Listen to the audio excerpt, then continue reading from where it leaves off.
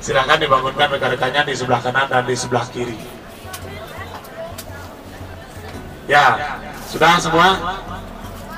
Ya, sebenarnya kita sudah sampai dalam perjalanan maksud saya, dan ada pun juga tujuan dari adik-adik yaitu menuju ke area Cening Bagus itu masih perjalanannya selama 1 jam.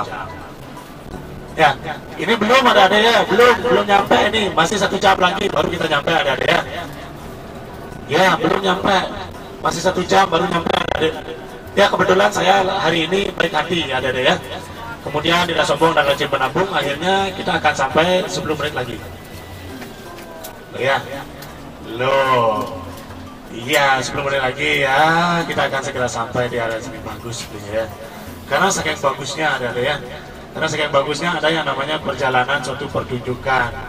Nah, terkait dengan yang namanya sejarahnya Bali, akhirnya terciptalah yang namanya suatu pertunjukan sakral karena diangkat oleh seniman Bali tentunya ya.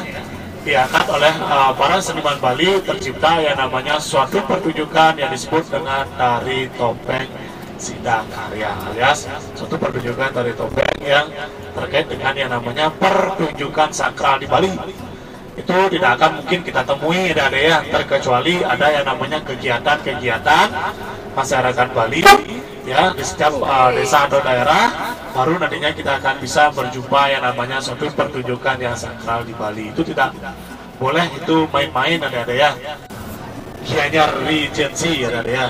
Ya, welcome to Gianyar Regency. Jadi adik-adik sudah memasuki daerah dari pusat dari kesenian yang ada di Bali khususnya, di mana mayoritas dari masyarakat Gianyar itu adalah seorang pengrajin. Kemudian ada dari pemain musik tradisional maupun internasional. Kemudian ada yang namanya pemanari, itu ada.